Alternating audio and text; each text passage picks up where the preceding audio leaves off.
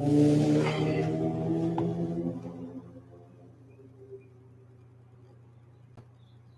afternoon or good evening, depending on where you might be. My name is Kevin Michael Grace, and this is the KMG Show for Monday, May the 16th, 2022.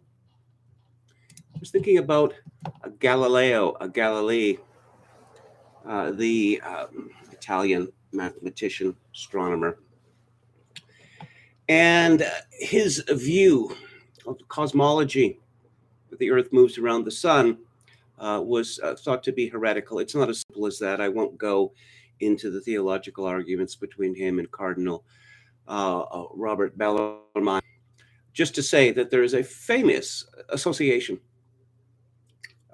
with Galilee, and yet it moves. And he was condemned, and whether he actually said these words or not, unknown. There are many such examples in history of famous sayings that the provenance is rather dubious. But the point is that this idea became part of the scientific or rationalist myth that we continue to live by, although in an attenuated form today. That the truth is the truth, come what may. Well, it turns out we don't live that way anymore, actually, because most people who consider themselves to be scientists are rationalists or simply followers of scientism, which is not the same thing. So, the hypothesis of the Great Replacement, is it real? Well, perhaps a more important question would be, does it matter? And whom? Who stands to benefit and who stands to lose? Who's in charge if this hypothesis becomes broadly popular and achieves a political momentum? Let's go to Jim Kunstler's column today, which is called Feeding the Narrative. There's apparently no question that one Peyton Gendron, 18, went out hunting for Black people in Buffalo, New York, carefully documenting his crime every step of the way, from penning a book-length manifesto to running recon on the Tops supermarket scene of the crime, to mounting a GoPro video cam on his forehead to record his wicked act, which resulted in 10 persons shot dead and 3 more wounded. Gendron is a gift to the Joe Biden regime, which needed evidence for its claim that America is infested with so-called white supremacists who, the president has stated repeatedly, add up to the greatest threat the country faces. Will the dead of Buffalo serve as this year's George Floyd, setting up a new summer of riots sanctioned tacitly by the party in charge? Who knows? For sure, it will galvanize the likes of Alejandro Mayorkas, Department of Homeland Security, and Nina Jankowicz, Disinfo Governance Board Chief, in their efforts to cancel anyone right of center on the political transect and normalize the suppression of speech. As with most issues these days, though, the official narrative is out of sync with reality. What we have in America is mayhem and murder going every which way racially. The day after Gendron shot up the Tops as an yet unmanned Asian man in his 60s shot up a Taiwanese church near the California Disneyland, killing 1 and critically wounding 4, the victims all elderly Asians. And the same night as the Buffalo massacre, 23 people were wounded in 3 sequential shootouts around the Milwaukee Bucks basketball arena in that city. Note poor marksmanship. Just a few weeks ago, a Black maniac named Frank James, 60, shot up a Brooklyn subway car, wounding 10 people of various races. The shooter had posted many diatribes against whites, Hispanics, and even Black people on Facebook. The news media stuffed that story down their memory holes inside of 48 hours. And of course, there was the event in late November 2021, starring felon and mental case Darrell Brooks Jr., 39, deliberately plowing a Ford Escape SUV into Waukesha, Wisconsin's annual Christmas parade, killing 6 white people and injuring 62, including many children. Brooks had a police rap sheet 50 pages long and had put up many posts on social media calling for violence against white people, even hailing Adolf Hitler for persecuting the Jews. He pleaded not guilty, and his trial is scheduled for October. The newspapers and cable TV stations dropped the story after a couple days. Kunstler continues, Joe Biden will travel to Buffalo Tuesday to offer his condolences to the families of the top shooting victims. He did not travel to Waukesha last November or New York in April. It looks like the newspapers and cable news outlets will run with the Buffalo story a while longer, milking it to feed the narrative, which is that only the Democratic Party cares about Black people and can save them from so-called white supremacy. This time, though, the harder they push, the more minds may revolt. This is not 2020. The public may be better inoculated now against government gaslighting and gaslighting than they are, well, gaslighting again, there's an expletive here I won't repeat, than they are against COVID-19 viruses. As Senator Rand Paul noted last week in his colloquy with Secretary Mayorkas, do you know who the greatest propagator of disinformation in the history of the world is? The U.S. government. Senator Paul is onto something. In the course of that hearing, he asked Mayorkas whether talk about COVID-19 on social media might be subject to official disinformation action by his agency. Senator Paul said, I've said a million times that cloth masks don't work. YouTube takes me down. They're a private company. I can have a beef with that. What about you? You're going to look at that? I often say that natural immunity from having had the infection is equal to the vaccine or better. You're going to take that down? Unquote. Rand Paul is a licensed physician, by the way, and Alejandro Mayorkas is not. Mayorkas answered that someone might claim that vaccination centers are actually peddling fentanyl. Now, should I sit back and take that, or should I actually disseminate accurate information? He asked. In reality, of course, this hypothetical fentanyl nonsense is not what is at issue regarding COVID-19 vaccines. What is actually at issue is the now established fact that the mRNA products called vaccines do not prevent infection or transmission of COVID-19 and do provoke a broad array of harms to people that cause disability and death in at least tens of thousands of cases, which is a lot in terms of all prior medical standards.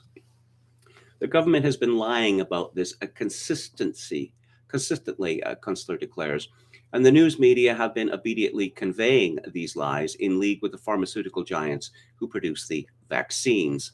The governor of Kunstler's state, New York, Kathy Hochul, still idiotically wants to mandate mRNA vaccines for children.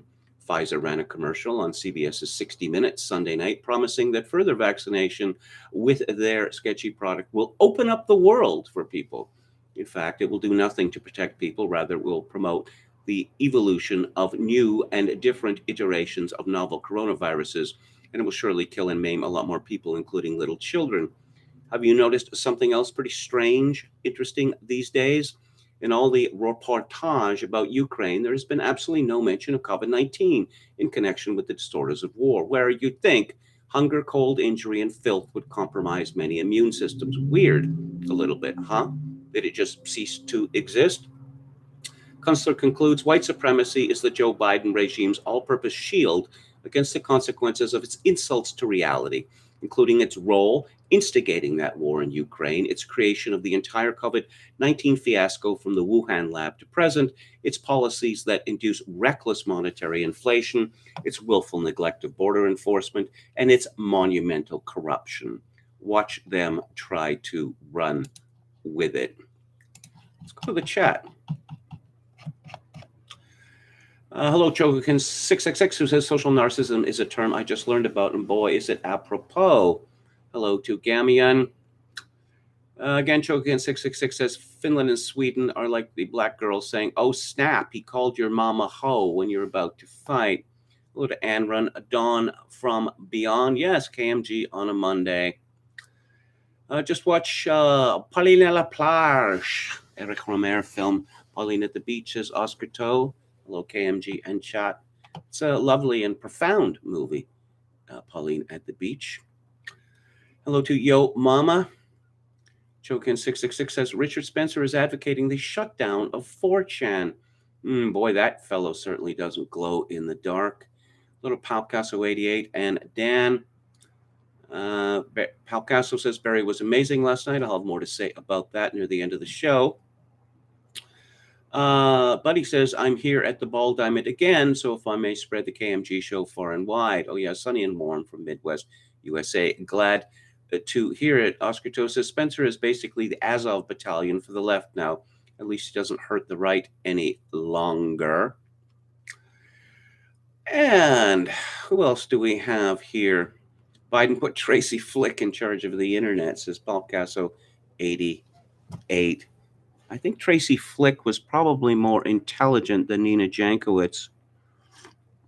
One can't help but watch that movie Election without feeling sorry for her, even though she is a monster. Get Matthew Broderick on the phone, says Yo Mama. I like that. And Gamian says the revolting white Lyft driver story. He kicked out a woman who entered his car and said with relief, "You're a white guy." He then posted that all people should be like him. Oscar To says, Kevin has got me watching Romer films. I'm hooked. The Woman's Business promptly received hundreds of one-star Yelp reviews, says Gamian. Jokin666 says, chat, what are your thoughts on Last Exit to Brooklyn? It is sordid, but I think powerful. That is Hubert Selby Jr., isn't it?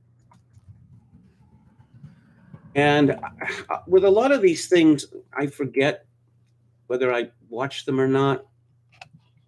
Because back in my youth, my hot youth, I read a lot of avant-garde literature, even Jean Genet. Oh boy, don't read him, okay? Don't. It's just indescribably boring. Well, and there's other things wrong with it as well. What about Last Exit to Springfield? Yes. The film adaptation. No, I can tell you I definitely haven't seen the film adaptation. So, The Great Replacement, again, Great Replacement, wicked conspiracy, definitely not happening. But wait, this is from John Ivison, prominent Canadian conservative at the National Post, January 24th of this year. In a recent article in Foreign Policy, Parag Khanna of Globalization Experts Future Map predicted that the Great Lockdown will be followed by the Great Migration.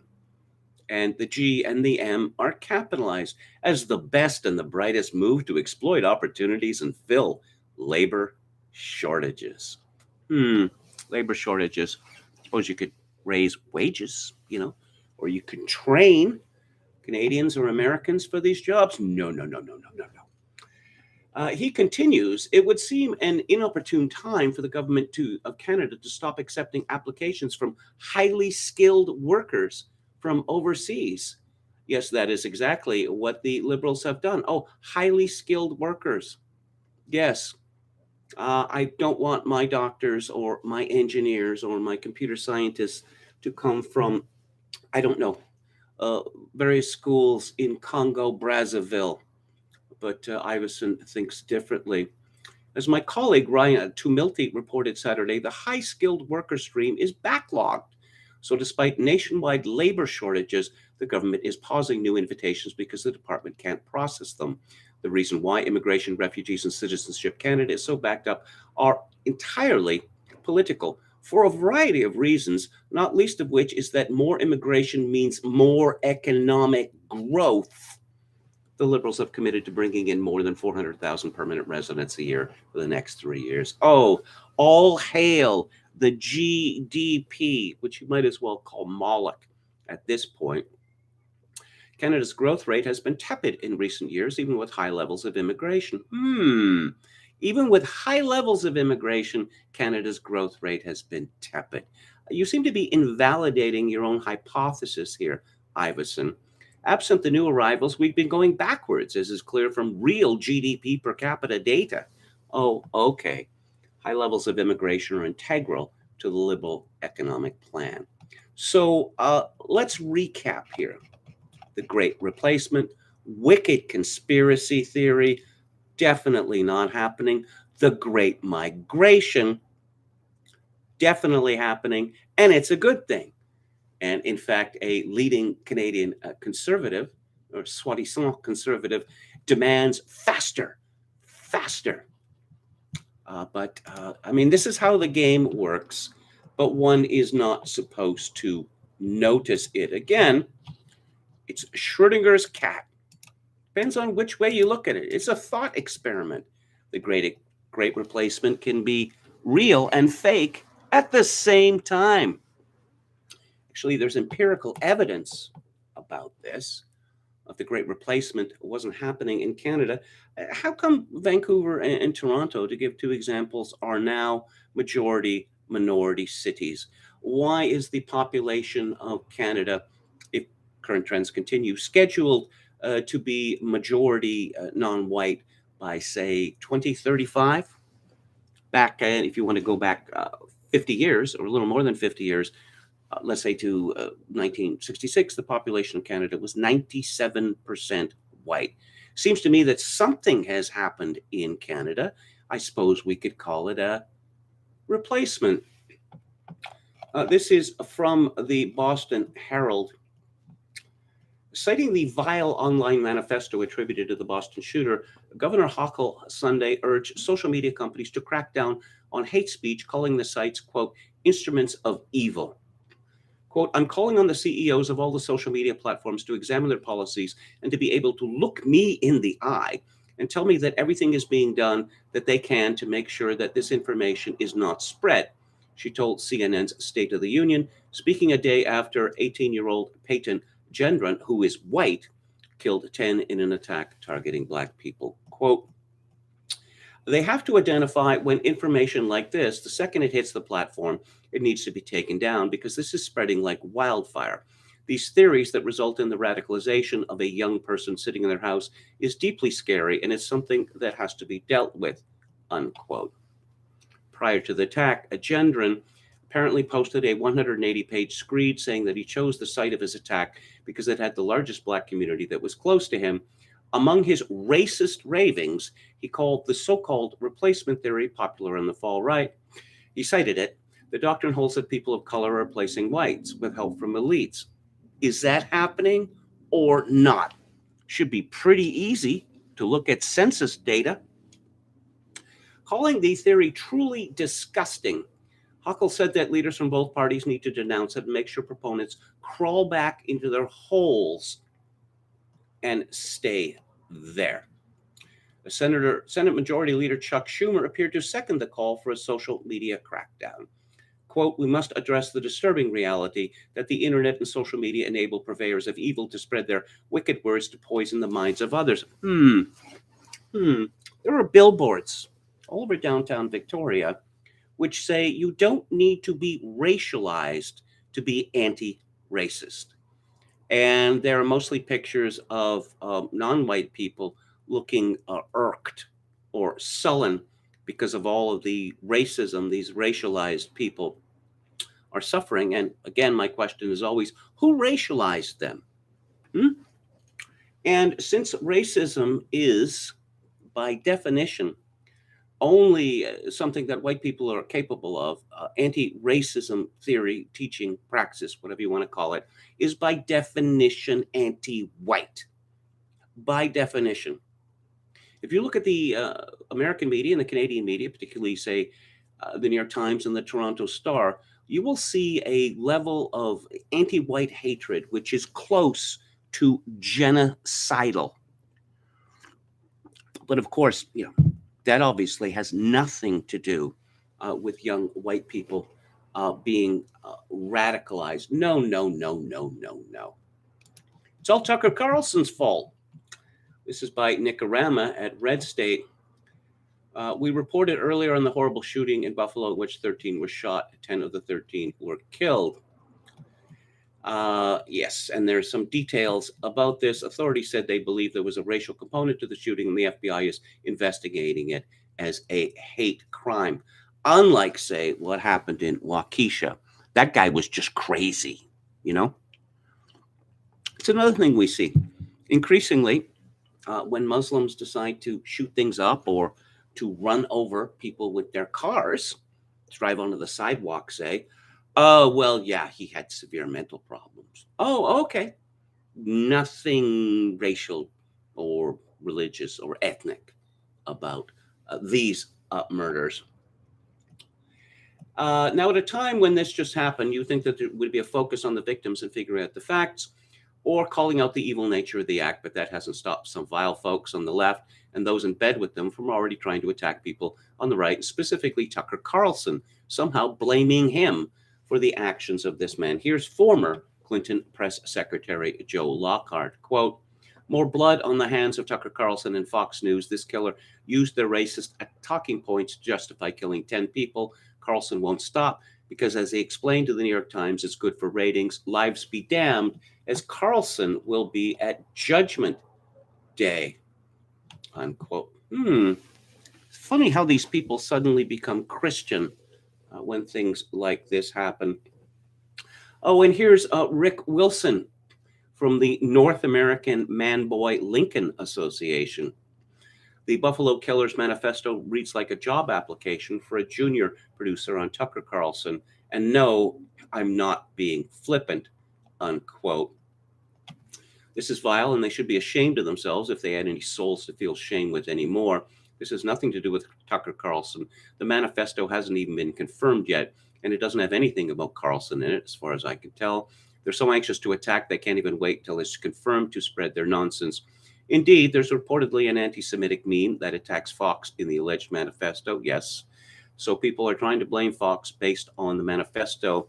Arthur Schwartz tweeted, "The shooter explicitly attacks Fox News in his deranged manifesto, you despicable liar." And that is a reply to Joe Lockhart. Derek Hunter tweeted in response to Lockhart, "The guy expressed his hatred of Fox News in his manifesto. Maybe he watches CNN. If that's so, that means the blood is on your hands." Right, Joey? Further in the manifesto, the person who wrote that manifesto claims that he considers himself a communist, but has since moved further right to a mild, moderate, authoritarian left category. Let's take a look at the Twitter feed of Pedro Gonzalez of Chronicles Magazine and elsewhere. Lib's memory hold James Hodgkinson, who yelled, "This is for healthcare," while shooting Republicans, have ignored the crimes of Black nationalists and openly support replacement theory. They're guilty of everything they claim about others and worse. Seems like the push to use Buffalo to silence dissent isn't working and might actually be backfiring, mainly because libs have so openly celebrated the demographic decline of white Americans as their main avenue for political and cultural dominance. People see through it. People who may have stayed mute a few years ago are now digging up evidence showing that libs have explicitly viewed the Great Replacement as a way for them to dominate our politics. Libs have successfully called attention to their own strategy and cynicism. You can publish all the articles you want in the Washington Post, the New York Times, Daily Beast, etc., accusing us of being responsible for Buffalo, but the paper trail pointing to libs fiendishly bragging about demographic replacement is enormous and goes back to a long time. In my memory, it goes back to President Bill Clinton. Here's something from Canada. The Conservative Party is told repeatedly that it must desperately suck up to immigrants. Why? Well, because if they don't, well, the immigrants won't vote for them. Why is this so important? Because in Canada's major cities, somehow these seats got to be so full of immigrants that they have a veto on who gets elected. But of course, that has nothing to do with this discredited conspiracy theory called the Great Replacement. Let's see. Yes, the results of the 2020 census came out. This is from The Tonight Show, and for the first time in American history, this is dated August 12, 2021, the number of white people went down. Most people shrugged at the decline. Gonzalez quotes that Jimmy Kimmel said this to raucous applause from his shit-lib audience. Libs believe in and love the idea of the Great Replacement more than anyone else. Even Fallon seems confused by their excitement. Interesting reaction to that, he said. And here's a quote from Michelle Goldberg of the New York Times. Right now, America is tearing itself apart as an embittered white conservative minority clings to power, terrified at being swamped by a new multiracial polyglot majority. The divide feels especially stark in Georgia, where the midterm election is a battle between Trumpist reaction and the multicultural America, whose emergence the right is trying at all costs to forestall. Abrams, would this be Elliot Abrams, said to Goldberg, anytime there is progress made, there'll always be moments of retrenchment. What I'm more excited about is the counterforce that we're seeing in the number of people running for office who represent a much more forward-looking, progressive vision. Gonzalez comments, Goldberg openly talks about demographic change as a way to secure electoral victories. This is replacement theory in a nutshell. She goes further by suggesting that only a vile white extremist would oppose this. The biggest believers in demographic replacement work for the Times. I've mentioned this before, but I'll mention it again. I don't really think that it's good for the Jews, for someone like Michelle Goldberg, who tells us all the time that she's Jewish, to snicker about the replacement of the founding peoples of America with people who apparently hate them. It's not good for them. Not good. Jesse Singal had commented, I know reading articles is hard, but Goldberg explains exactly what she means at the end. Quote, in a week, American voters can do to white nationalists what they fear most. Show them they're being replaced, unquote. Someone called Kevin Cruz had tweeted reposting this thread on the history behind the white supremacist great replacement theory and the violence it enables. Gonzalez responded, not a single one of these intellectual and moral midgets like Kevin Cruz will ever acknowledge that they are the biggest advocates of replacement theory. These people absolutely love the idea, laugh at them and tell them to go to hell, but never take them seriously. Oh, yes, again from Gonzalez. There was a mass shooting today in California at a church. You didn't hear about it because the suspect was a 68-year-old Asian man. Liberals don't care because he wasn't white, so the victims as well might not exist. The story goes is that this fellow killed Taiwanese Chinese because he hates them. The Daily Beast had tweeted, the rifle used in the massacre at a Buffalo supermarket Saturday appears to have been marked up with the name of a woman killed in a deadly car attack at a Wisconsin parade, an incident that far-right extremists dubiously call an anti-white crime. Gonzalez responds, not satisfied with already exploiting a mass murder to attack enemies, libs are using the Buffalo mass shooting to rewrite the Waukesha massacre, in which the perpetrator was a black man who openly called for violence against whites. Libs are truly the most evil people in America. Matt Walsh had tweeted, when a black supremacist committed a massacre at a Christmas parade in Waukesha, the president of the United States refused to visit the victims. Nearly a month after the attack, he sent his wife for a photo op. Biden will be in Buffalo personally on Tuesday. Many such comments on Gonzalez's Twitter feed, which you can find it at EMERTICUS. Gonzalez adds, if promoting the Great Replacement were illegal, the Democratic Party would be liquidated and the owners and writers of Politico and the New York Times would be jailed, which I would completely support. And now let's talk, yes, again, whom. This is from Glenn Greenwald at his Substack.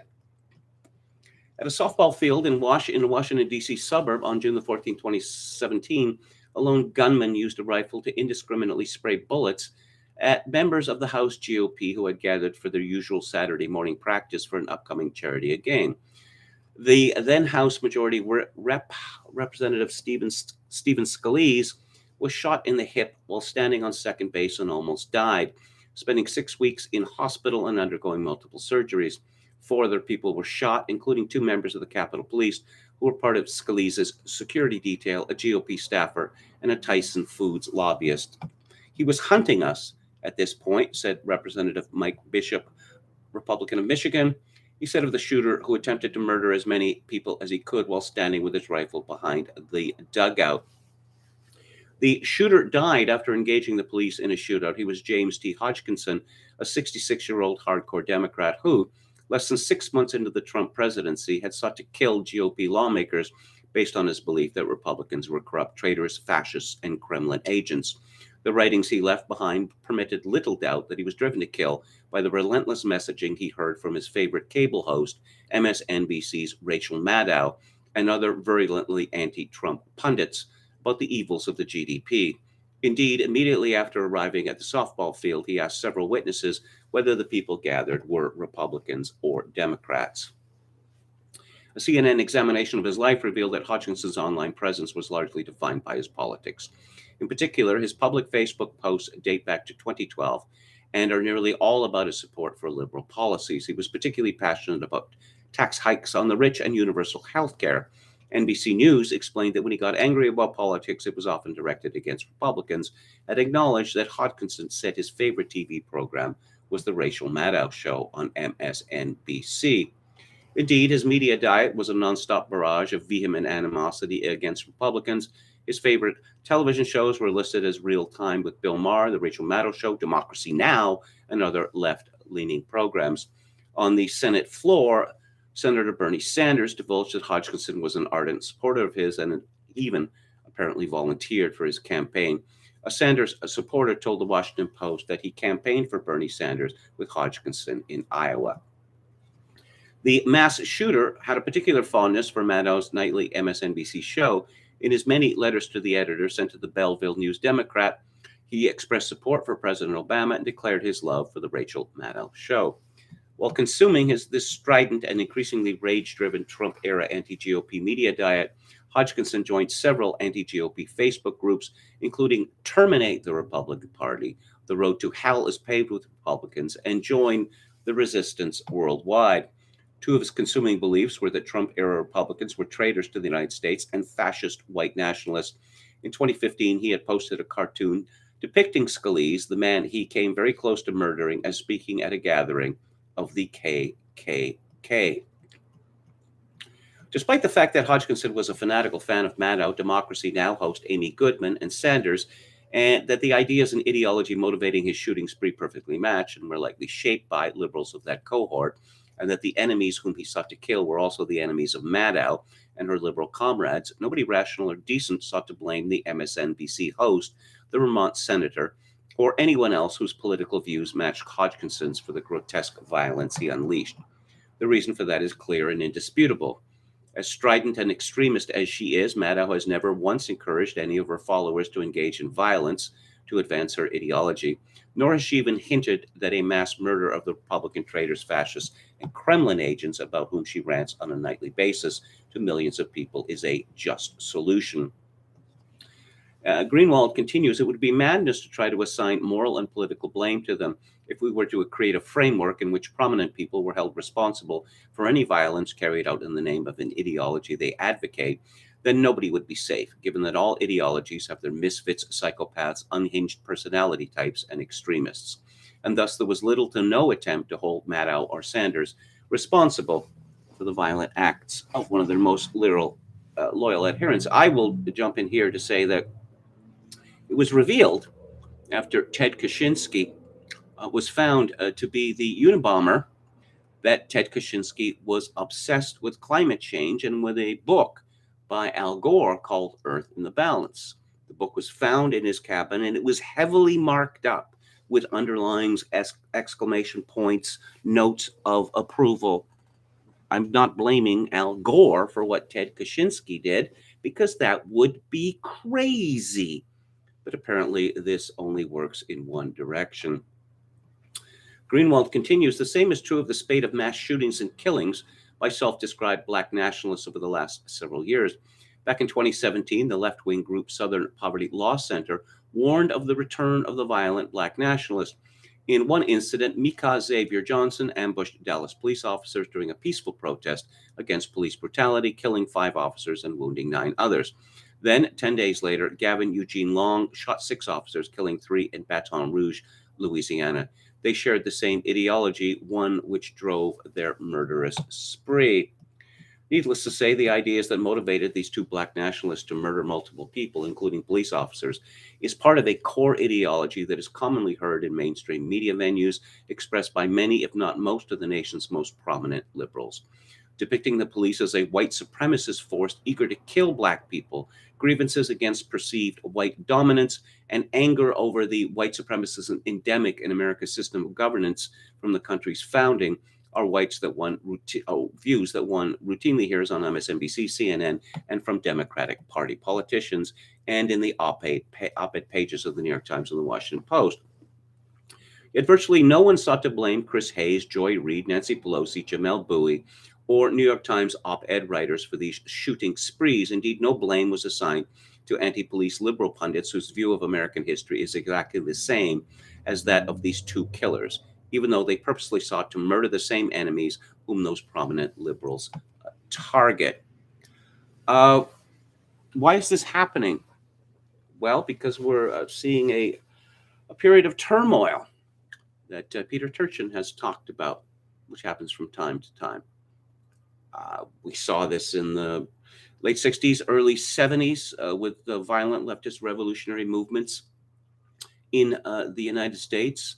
The Weather Underground, the Symbionese Liberation Army. And life in the United States is increasingly becoming insane.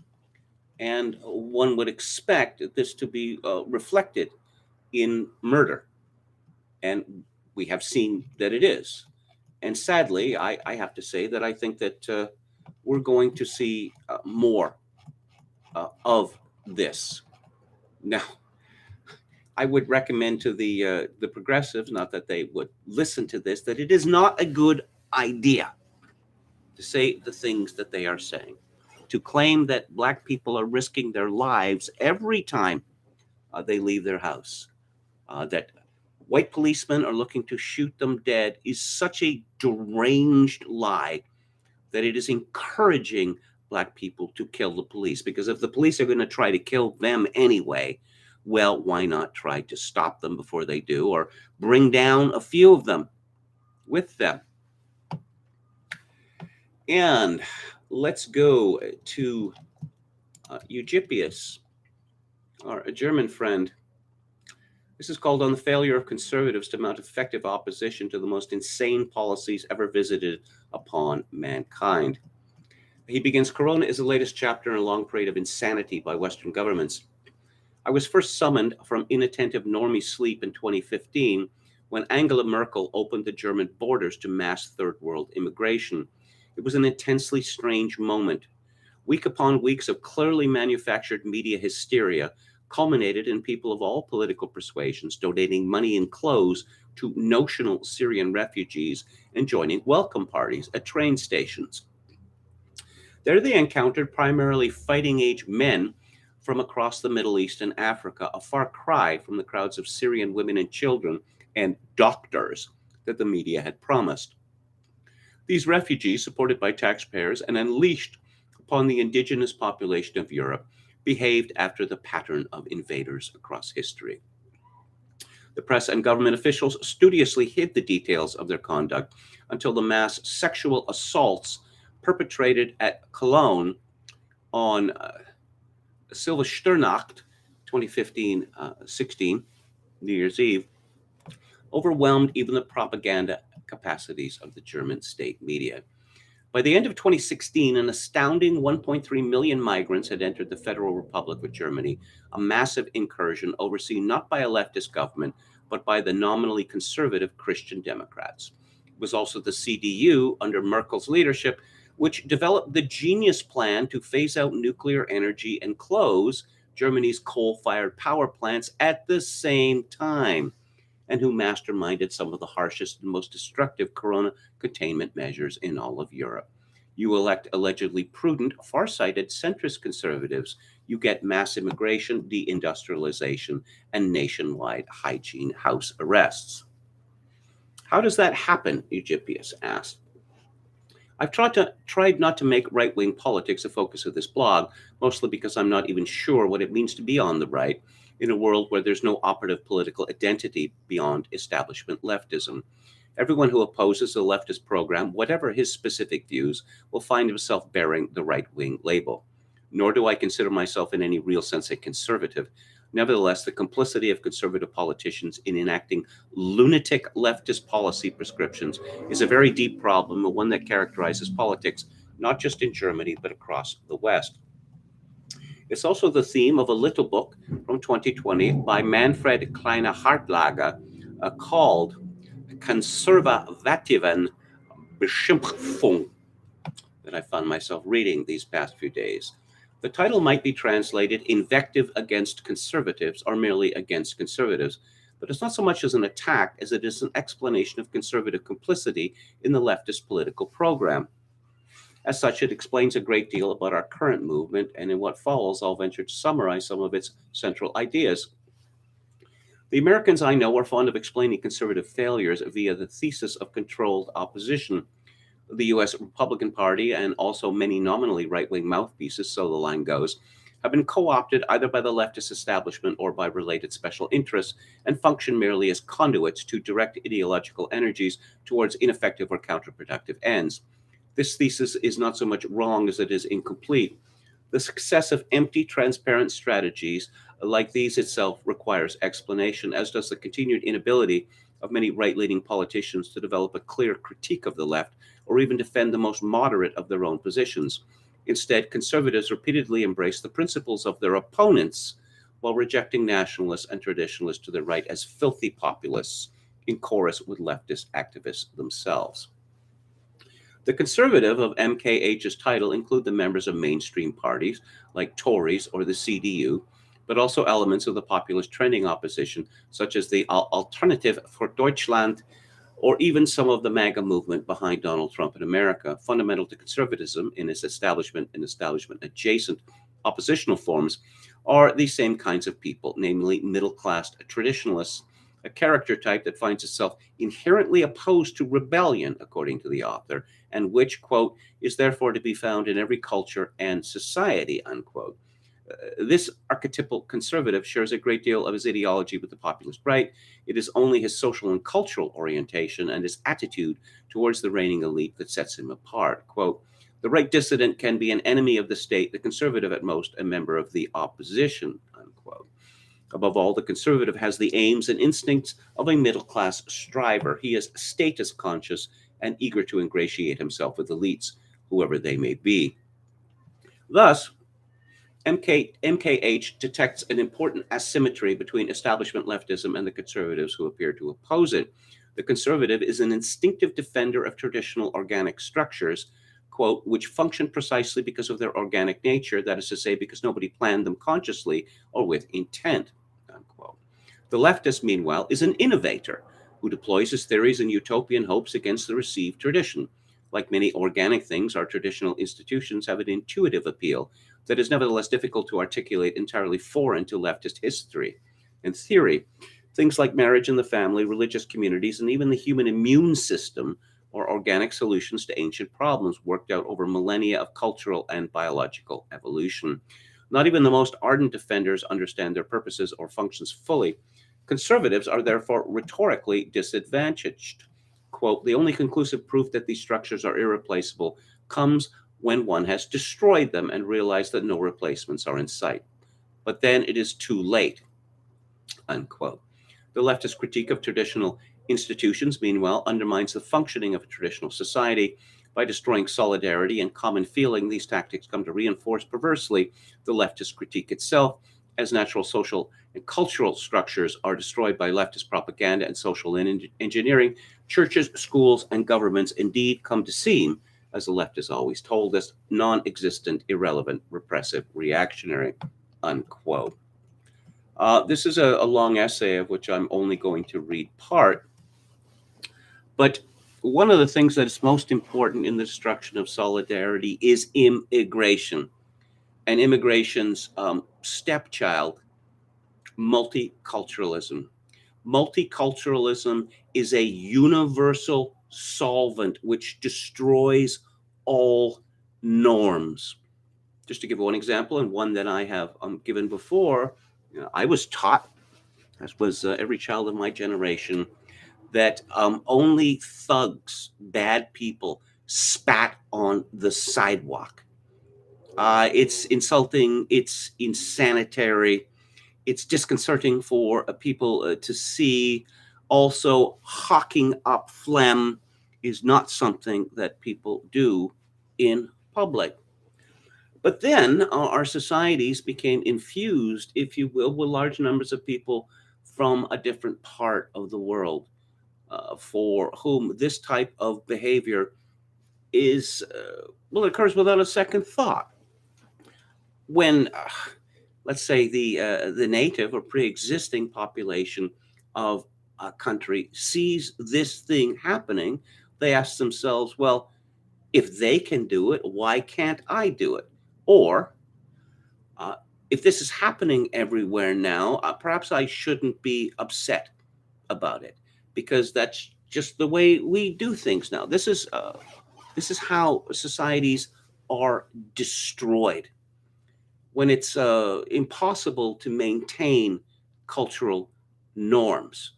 Oh, you just say that because you're part of this culture, but we have a richer, a deeper, more diverse culture now, in which there are all these people who hold all these different views about how people should behave in private and in public.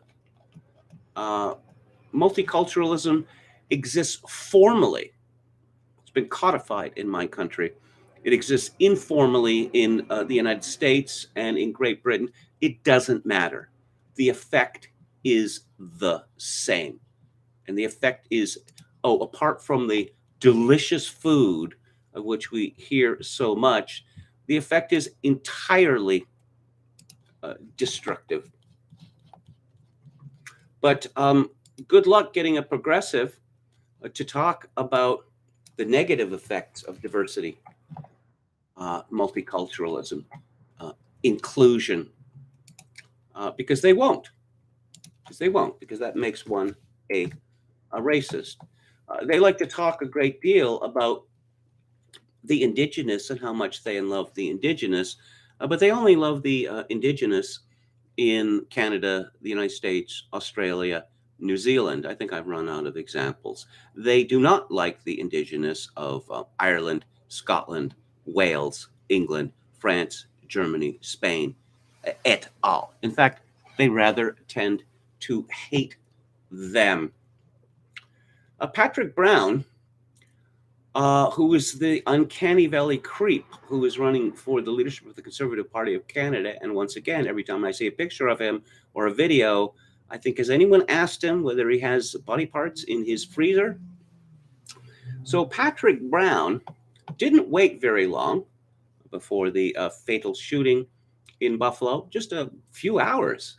He tweeted, "Here's Pat King, a leader of the convoy Pierre Poilievre supported, spreading the dangerous white supremacist white replacement conspiracy theory, which was reported to have been in the Buffalo shooters' manifesto. I condemn this hate and call on Pierre to do the same."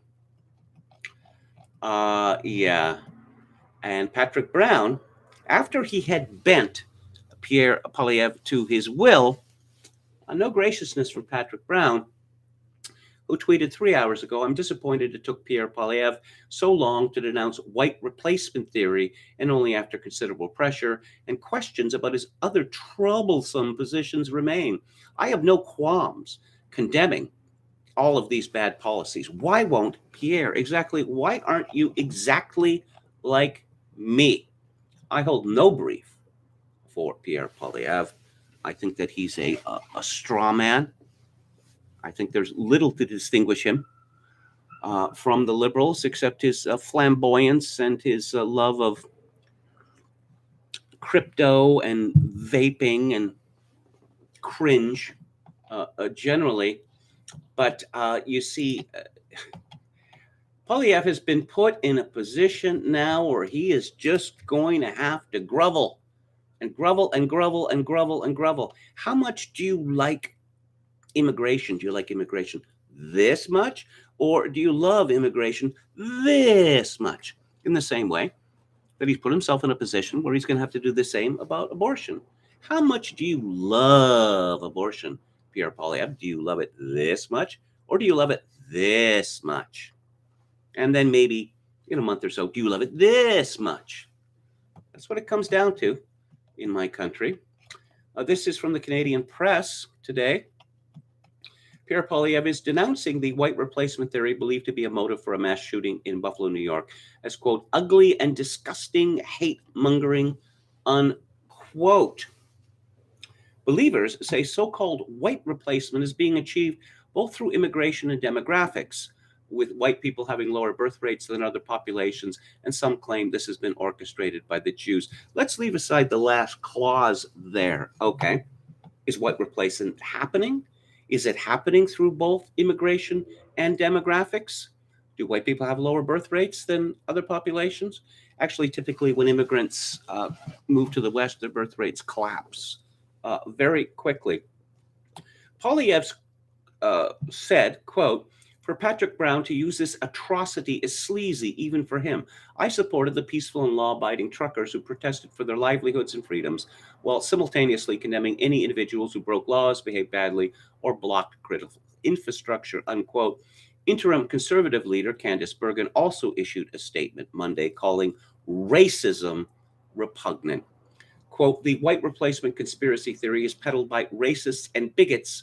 Conservatives unequivocally condemn this kind of thinking, unquote, which is why you should never be a conservative. Bergen went on to say that, quote, while Canadians are free to protest and demonstrate, that does not include illegally blocking or occupying infrastructure, nor does it include illegal hate speech, unquote. So presumably, Candice Bergen would support the criminalization of the propagation of the Great Replacement hypothesis, which is not a hypothesis or a theory. It is a fact that is easily demonstrated in Canada, the United States, Britain, France, Germany. I could go on. But the truth doesn't matter. That the so-called right, the soi-disant right, has surrendered truth, the idea of truth, and the enforcement of truth to its enemies, to its deadliest enemies. And this demonstrates once again that Conservatism, Inc. cannot die fast enough. Let's go back to the chat. Okay. I'm not going to repeat the comment about Chuck Schumer. Remember, this is my Good Taste live stream. Don from Beyond says, I don't really understand this racialized thing. I looked it up, but it still makes no sense. As far as I understand it, they were just a bunch of people around the world who are not white, but it gets complicated because there's no such thing as whiteness. Whiteness has been made up by a group of evil people. Maybe, what's the name of that in Black liberation theology? That evil person who invented white people? I can't remember his name offhand. He's got a big throbbing brain. So the rest of the world were just dancing around, they were garlanded with daisies and holding hands and singing songs. And then evil white people showed up and decided to divide them by racializing them. Never mind that race doesn't exist, but just look at the results. The results are that whites are demonized. That's the only thing that's important. Oh, the music lovers, asked Oscar Toe. No. Unless you want to see Glenda Jackson naked, and why would you? Oberon Waugh made a kind of smutty joke, which I'll just give you a part of, that looking at Glenda Jackson reminded him of the last of the Mohicans and then why the Mohicans went extinct. North American Man-Boy Lincoln Association, good one. Kevin says, and run. Not, I didn't come up with that. I can't take the credit. The scenes with Hugo Wolf are very sad. Is that in the Music Lovers? No, that must be in something else. Is that in the Mahler movie? Mahler was not very kind about Hugo Wolf. He was a classmate at the Vienna Conservatory. They were born in the same year, 1860. Jim Edwards says, a new name.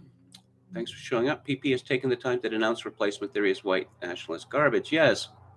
Pierre Poilievre has no objection that we've heard to the insane amounts of permanent new residents that are going to be that have been admitted to Canada and are continued to be admitted. He has had no reported objection to that, and he has made it near his top priority that he's going to bully and bribe provincial governments in Canada, such that the medical graduate from Congo Brazzaville has to be accepted by the Canadian provinces. Oscar Tosas isn't the originator of the great replacement. French homosexual lives in a castle. Could be. I believe I may have heard that. Russian Iskanders lining up on Finland border, says Brandon Smith. Earl Pipe says, how dare you remember this nonconformist terrorist event? Okay. Who else do we have here? Oscar Toe says, if you believed everything CNN espouses every night, you would have been locked up in an asylum just 10 years ago. Kevin sounds ready to admit that God's opinion of the USA may have changed, says Anne Run. This is a reference to my old podcast when I declared, going back to 2015, that Hillary Clinton was not going to be elected president in 2016. And the reason being is that God does not hate the United States of America. Oscar Toe says the Buffalo Killers manifesto was pretty boring as well. I saw nothing unique in it. A lot of copy pasta in it. And I don't know, one gets a strong whiff of MK Ultra there. Maybe that's why they've convinced themselves that the U.S. is white supremacist. No, it just... Anyone who says that about the United States or Canada or Britain is either a liar or an idiot or just plain evil. Jokin 666 says Ukrainian asylum seeker stabbed to death an elderly Polish man who intervened while he was harassing a Polish woman. Yes, there's a video. Donald says KMG Mondays are always a special. Hello to Head McNeck. And let's see, who else do we have? Yeah, I'm going to be talking about Azov really shortly. The Oscar Toe denazification was a pro-tier PR move by Putin, though, says Earl Pipe. I am going to do Suicide of the West after Tainter, Popcasso 88. It's just shocking how right-wing that book is. It came out, 64 or 65? And if you ask soi-disant right-wingers, there's a test. There's something like, I don't know, 47 propositions in the book. And you ask how many right-wingers, how many of them they believe in, they're not going to say yes to many. Or they're not going to give the right answer. Let's put it that way. And hello to Dennis Dale. Always glad to hear from you. Hello to, is this a name? Hello to Professor Paul. Erin Gray, I won't have anything said against her. Lovely, lovely actress. Yes, and Glenda Jackson turned out to be a particularly strident Labor MP. Yeah, big surprise there. Yo Mama says, doesn't Congo Brazzaville need doctors more than Canada? Indeed, it does. All right. Hello to Sam B, and thank you for your kind words. So now I'm going to talk about something a little different. We'll get to this slugfest a little later. This is a piece by Michael Anton, who you've heard me quote from previously. It's in a fine website called im1776.com. Note from the editors, the following essay is included in IM Issue 1, Art and Literature for Dissidents, which argues how dissidents can reclaim culture from the left, and it's one of only 3 articles contained in it which are going to be released on our site. Why the career of Tom Wolfe should serve as a lesson for conservative donors and young dissident writers. In an interview with IM 1776 from last year, I remarked that one of the right's notable failures is its inability to produce good artists. I attributed this failure in part to a lack of support and a failure of imagination by the donor class. Conservative donors, being, well, conservative, are averse, even loath, to spend money in ways and on things that everyone else hasn't been funding for the last 50 years. This is one reason why the traditional think tanks and magazines aren't hungry for cash, despite their dubious effectiveness in recent times. As an old business adage had it, nobody ever got fired for buying IBM. Even if the system fails, or the magazine bleeds subscribers, or the think tank wallows in irrelevance, there is little to no career or reputational risk to those responsible. Doing what everyone else is doing is almost always rewarded, or at least not punished. Or as Tom Wolfe wrote in a famous essay, an illustrated essay, you don't want to be the man who is right too early. Also, I would say there's just been generally a lack of interest or collapse of interest on people who consider themselves to be on the right in culture. And by culture, I don't mean spandex movies. David A. French thinks that spandex movies are one of the glories of American civilization. And I don't mean comments about The Bachelor or The Bachelorette or whatever. The right, or the new right, the National Review right, Buckley's right, the magazines associated that were for decades particularly interested in culture, and then they decided that culture was for losers or fags or something like that. So they just dropped it. But back to Anton. And yet it must be admitted that the institutional right is not in the greatest shape today. True, in one sense, is more vital than ever, given new energy by the Trump phenomenon and the comprehensive rethink that catalyzed. But institutionally, it's mostly adrift, mostly stuck in the past, fighting old fights, reliving old glories, pretending or believing that nothing fundamental has changed. As a person who works within it, though at the best of its institutions, it is naturally my hope that this situation can be turned around.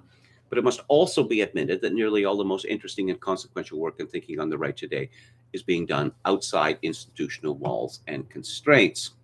While the effort to reclaim and revitalize the right's institutions ought to go on, at least for those institutions that are plausibly salvageable, there's no reason why all the conservative eggs need to be placed in this basket, or to compound the metaphor, the right ought to be spreading its bets.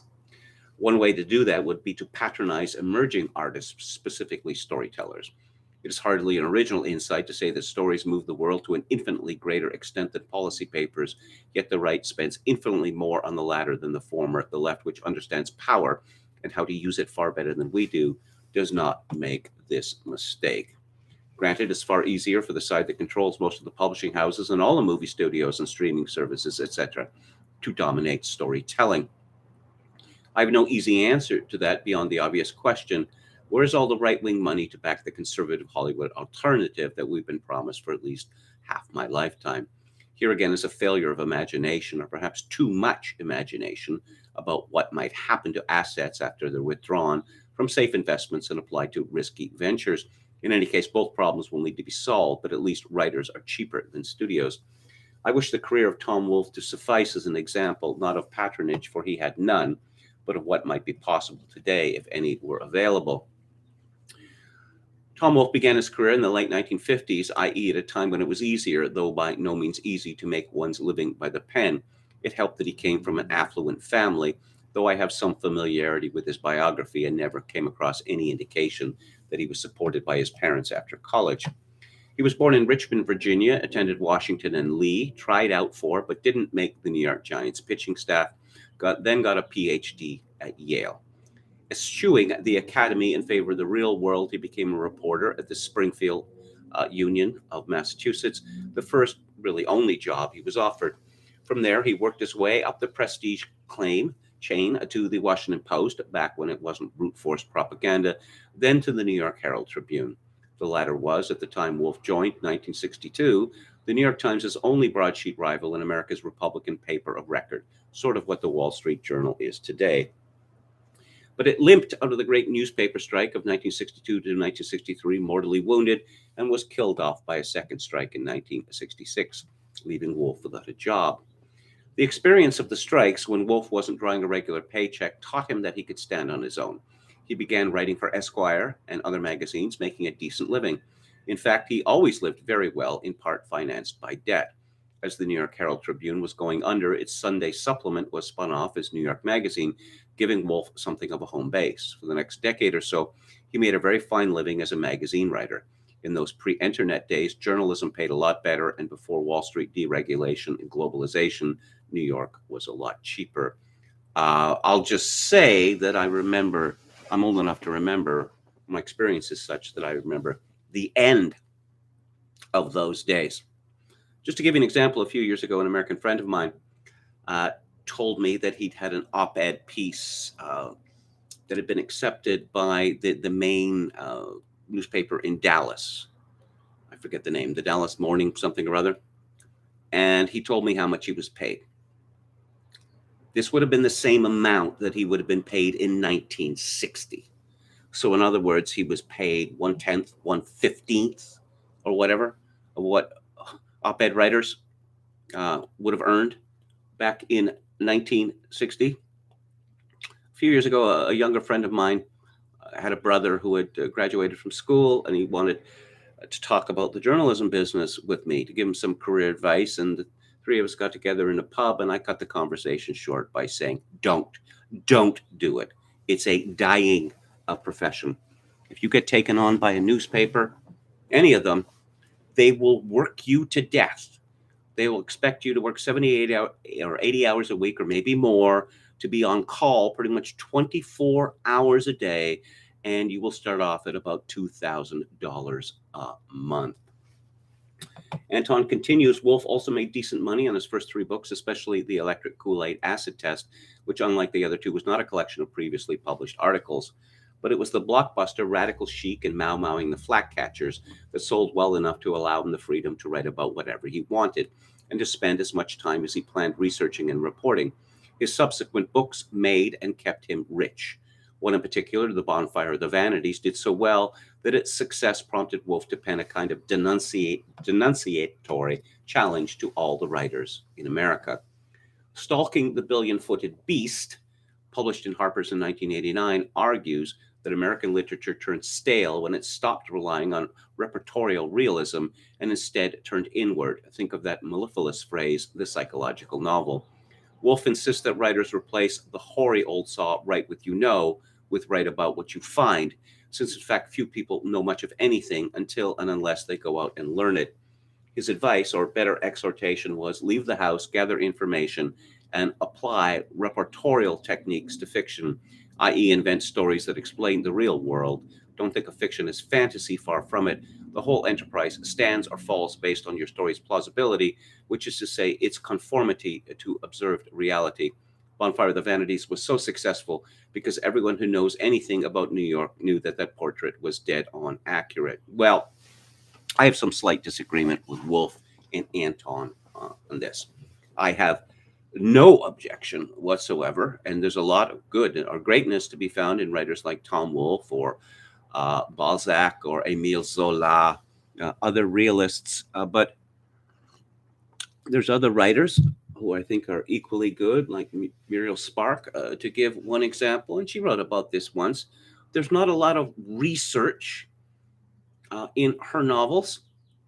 I know she did some, but she didn't write those kinds of novels.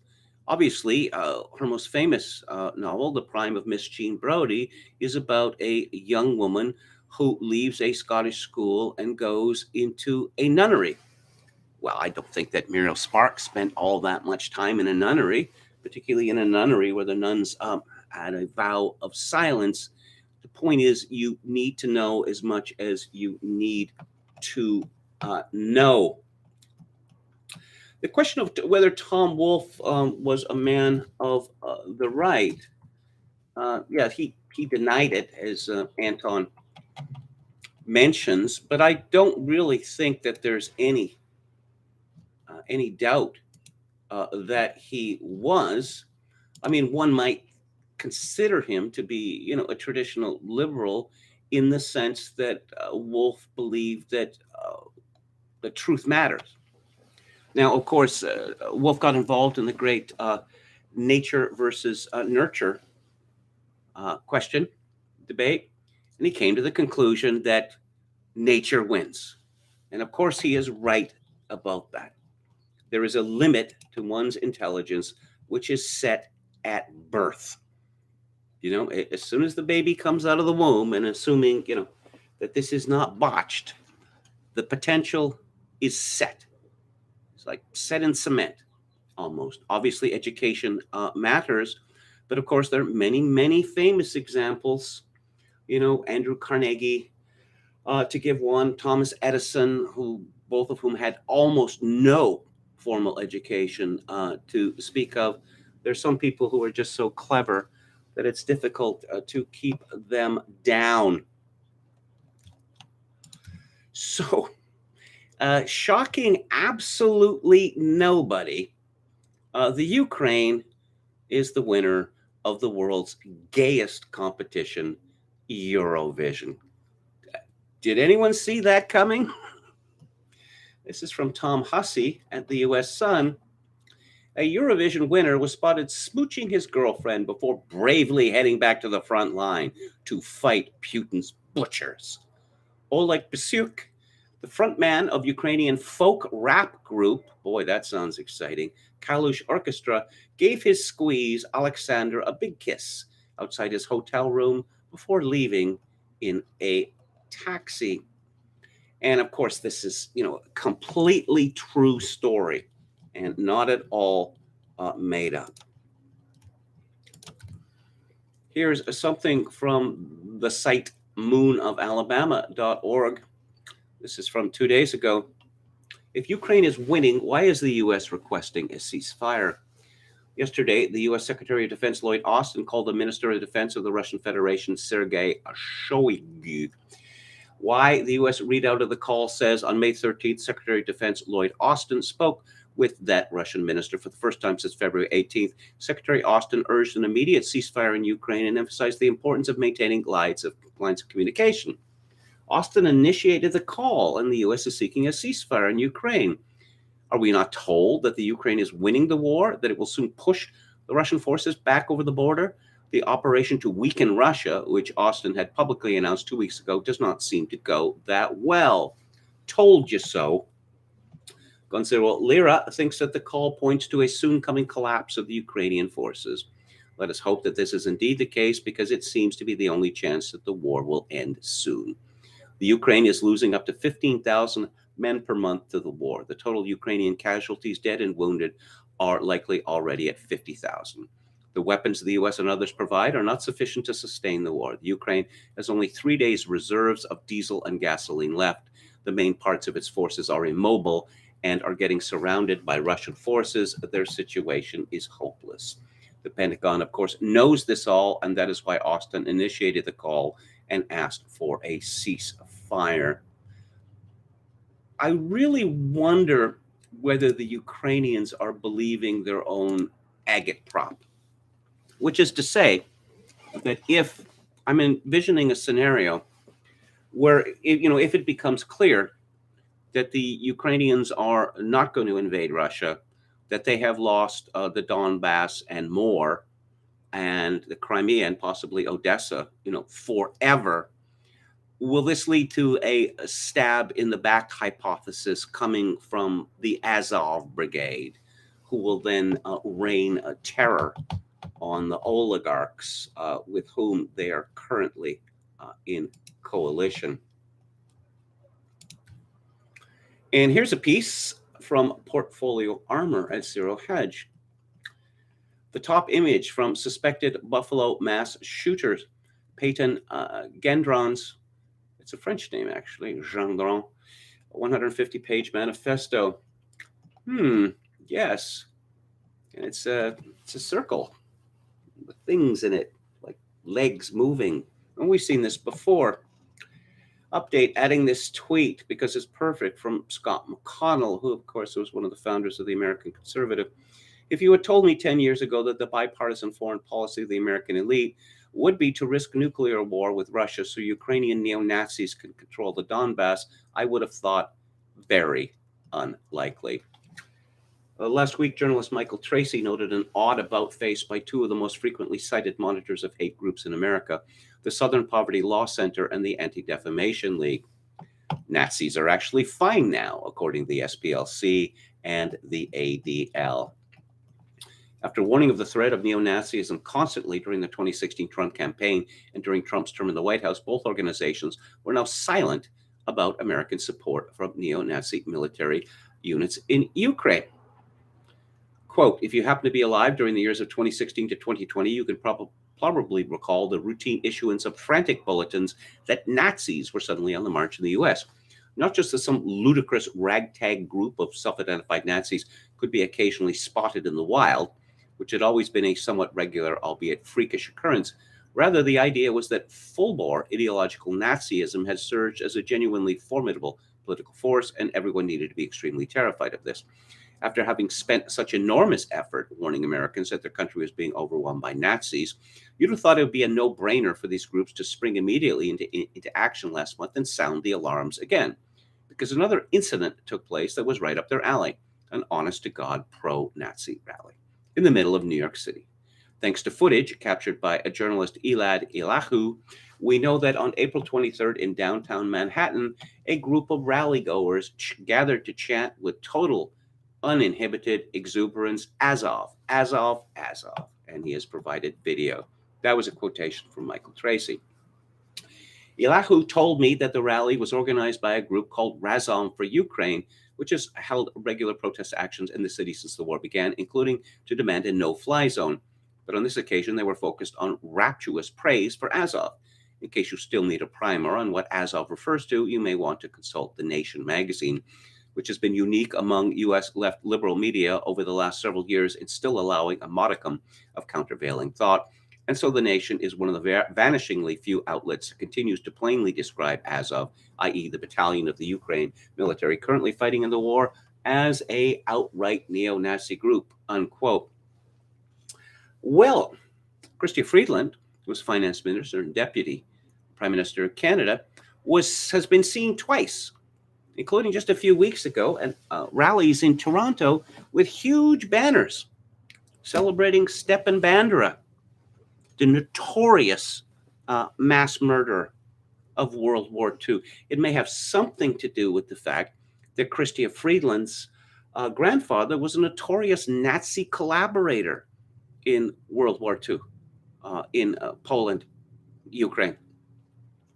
And she spent years attempting to hide the facts about this man. And when they were revealed, her office denounced them as, wait for it, Russian disinformation. No, it's not disinformation. It's true. Back to the article. The apparent perpetrator of a Twitch stream mass shooting in Buffalo, New York that left 10 dead, Peyton Gendron, published a 180-page manifesto online prior to committing the atrocity.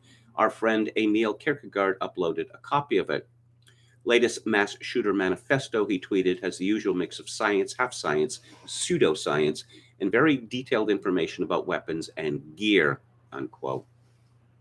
The first thing that you will notice if you click that link is the symbol at the top, the Zonarat, or Black Sun, appropriated by Nazis. Inconveniently for the supporters of the current thing, it has also been appropriated by some of the Ukrainian troops the United States is currently supplying with arms. Yes, and I'm looking at a patch, an Azov patch, and guess what? There is the Zonarat in the middle of it. Very, very prominent. A note about the claim that New Zealand mass shooter Brenton Tarrant had trained with Azov. I don't know if it has been confirmed, but it has been suspected. In the wake of the New Zealand mosque attacks, links have emerged between the shooter, Brenton Tarrant, and a Ukrainian ultranationalist white supremacist paramilitary organization called the Azov Battalion. White supremacists? Yeah. Stepan Bandera and his boys, they love killing Jews, certainly, but they also love killing Russians, and perhaps especially they love killing Poles. of which they killed about 100,000 in the space of just a couple of years, approximately 1944 to 1945.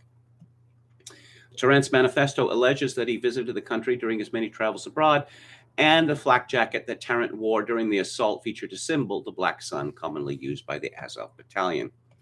The establishment response to Gendron's manifesto has been to blame Tucker Carlson's discussion of demographic change, despite the unlikelihood of a teenager getting his opinions from cable news shows. Control F Tucker gets you 0 hits in Peyton Gendron's manifesto. See for yourself. Unsurprisingly, the 18-year-old apparent perpetrator of the Buffalo mass shooting wasn't a cable news watcher. That's from David Pinson. And from Comfortably Smug, the killer's manifesto attacks Fox News, but feels free to continue exploiting people being murdered for some likes and retweets. There is a famous illustration of people associated or executives and the like of Fox, 20th Century Fox. And there are stars of David put next to them. There are many, many errors in this illustration. People who are not Jewish identified as such. And it would seem that Maps Ukraine, a Twitter feed, which I found very valuable, is one of the few actually attempting to explain what is going on in the ground in Ukraine. Well, it's actually true. I just checked it just before the show started. Yes, it has been suspended by Twitter. Because apparently what's actually going on in the Ukraine is none of our business. Presumably, if Americans actually understand to what extent, $53 billion in counting of their money, well, it's borrowed money, has been poured down the rat hole that is the Ukraine, it would seem that Americans might get angry. Were we talking about stupidity earlier from Eugipius? I can hardly believe this. This is from Dave DeCamp at antiwar.com. President Biden will deploy up to 500 U.S. troops to Somalia, reversing a withdrawal of most U.S. forces from the country that was carried out at the end of the Trump administration. Yeah. Was the United States ever involved in a significant military engagement in Somalia? Actually, it was. There was a best-selling book called Black Hawk Down made about it, and actually a hit movie also called Black Hawk Down made about it. Let's put it this way. Did not go well. What are we here for? There are people starving. Can we force them to eat? Can we make sure that the food aid doesn't end up in the hands of warlords? Because if, we want to ensure that, we're going to have to kill warlords and kill their armies. And basically, you would have a very large part of the country. And if you've seen Black Hawk Down, the film, these people are very, very brave fighters, and they're not afraid to sustain kill ratios of 10 to 1, 20 to 1, 50 to 1. You really don't want to get into fights with people like that. The Russians with Attitude Twitter feed is still up. Here's one with some pictures. Earlier, Reuters reported that buses with the defenders of Mariupol, which were at Azovstal, arrived in Novoazovsk, which is under the control of pro-Russian separatists. Azovstal commander says obeys order to save lives. Ukrainian military official, this is from the AP, said more than 260 fighters, including some who were badly wounded, were evacuated from a steel plant in the city of Mariupol and taken to areas under Russia's control. Yes, and this website, Russians with Attitude, notes acervically, it's kind of hilarious how hard they're trying to avoid the words surrender and POW, because we all know that the Russians are just the worst fighters that they've ever been, and the Ukrainians are kicking their asses. Yeah, We know that's true. How do we know that's true? Yeah, I don't know whether you want to ask that question or not. It might lead to the phrase conspiracy theory. Hmm? Clint Ehrlich tweets, the New York Police Department has more cops than Sweden has soldiers. Why should America sign up to fight Russia for it? Why are fact checkers always the first to spread disinformation? Here's one. Carolyn Orr Bueno, PhD, claiming that the Buffalo shooter supported cryptocurrency. In reality, his manifesto ranted against crypto.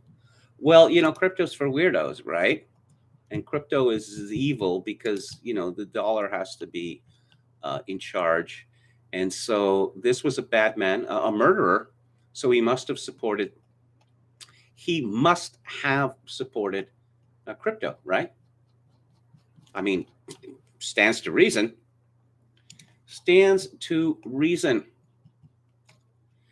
And I have queued up a Tainter here. I had to reboot, if you recall, on Friday. And PDFs are kind of hard to find where you left off. But anyway, here it is. And we're talking about the collapse of the late Western Roman Empire. And the state got bigger and bigger and bigger. Taxes got higher and higher and higher. The currency was inflated. And farmland was, productive farmland was abandoned. And to the text, the system established by Diocletian involved rigid control of individuals and their output. Each citizen, each guild, and each locality was expected to produce needed essentials for the survival of the empire. For a time, the empire did indeed survive, but at the cost of the progressive abandonment of land, declining agricultural yields, depopulation of the countryside, and impoverishment of the cities. As different occupations competed for personnel, military strength declined until finally barbarians were relied on to staff the army. When Attila was defeated in Gaul in 451, it was by a federation of local Germanic kingdoms, not by Roman arms. Taxes in the later empire continued to be crushing. Although Valens stopped their rise in the east and later reduced them somewhat, in the west under co-emperor Valentinian II, taxes were still too heavy. His successor, Valentinian III, publicly admitted in 444 to 5 AD that additional taxes on landowners or merchants would be devastating. Even still, he was forced in 444 to impose a 1/24th sales tax, which required that all sales be conducted in the presence of a tax collector. In the early 5th century in the West, there were widespread revolts in 417, 435-7, and 442, which had to be suppressed by the military. Delinquent taxes were remitted occasionally in the early and middle 4th century, but so frequently after 395 that a general agricultural breakdown in the West seems indicated. Contemporary records indicate that more than once, both rich and poor wished that the barbarians would deliver them from the burdens of the empire. While some of the civilian population resisted the barbarians with varying degrees of earnestness, and many more were simply inert in the presence of invaders, some actively fought for the barbarians. In 378, for example, Balkan miners went over en masse to the Visigoths. In Gaul, the invaders were sometimes welcomed as liberators from the imperial burden and were even invited to occupy territory. To ensure the doubtful loyalty of frontier areas, the government was on occasion forced to make up local deficits of grain. Zosimus, a writer of the second half of the 5th century AD, wrote of Thessaly and Macedonia that, quote, as a result of this exaction of taxes, city and countryside were full of laments and complaints, and all invoked the barbarians and sought the help of the barbarians, unquote. By the 5th century, concludes R.N. Adams, men were ready to abandon civilization itself in order to escape the fearful load of taxes. The decreased manpower and wealth of the Western Empire helped contribute to the military successes of the invaders. In turn, the military disasters of the West further weakened its finances. In the mid-5th century, the West was gradually lost. Areas like Spain and Africa were temporarily or permanently lost to the barbarians. Substantial tax remissions had to be given to the areas devastated by the invasions. In 439, the Vandals took Carthage, which had supplied grain to the city of Rome. There were widespread breakdowns in civil services. In the 20 years following the death of Valentinian III in 455 AD, the Roman army proper dwindled to nothing. The recruiting ground shrank to Italy itself. The government came to rely almost exclusively on barbarian troops. When finally these could not be paid, they demanded land in Italy instead. This being refused, they mutinied, electing Odoacer their king, and deposed the last emperor of the West, Romulus Augustulus, in 476. Although this is the official date for the end of the Western Empire, in fact, most of the provinces had been lost years before. One small section of Gaul remained under Roman administration until annexed by the Franks in 486. The Germanic kings initially maintained approximately the same civil administration they found in the conquered lands, for this was the only administration they knew. In Italy, the Senate continued to meet under Odoacer and Theodoric, but even these vestiges of the empire disappeared within a few years. And I will be back tomorrow with more Tainter and his assessment of the Roman collapse. Trusted sources. We hear a lot about trusted sources these days. Should only listen to trusted sources. Never do your own research. That's wicked. I'll point out, of course, that reporters do their own research, original research. Reporters are typically not experts in anything. They have no expertise. But you have to listen to the regime media, and you have to listen to the government, because governments never lie to you. And you have to listen to corporations such as Big Pharma, because, of course, they have no pecuniary interest in lying to you. And before I do that, I'm going to go back to the chat. Brandon Smith says there was a big push to get farmers into cities and factory jobs because they were too independent. It took pensions to finally achieve this. Now there's no factory jobs or pensions, says Brandon Smith. Oscar Toe says Buffalo Boy conveniently listed every single online source that radicalized him conveniently. He must have kept a list. He must have kept like a really extensive list, because my experience has been, if you ask me, what do you read on the web that influences you, I will come up with a few names and then stop. And then maybe I'll come up with a few others. But, if you're looking at dozens of things, as I typically do, it's a rare person who can name them all at once. Since the Civil War, the most unruly, the most independent, the most Republican of American citizens have been the small farmer. It's from Walter Karp, and we get this from Tarot Destroyer.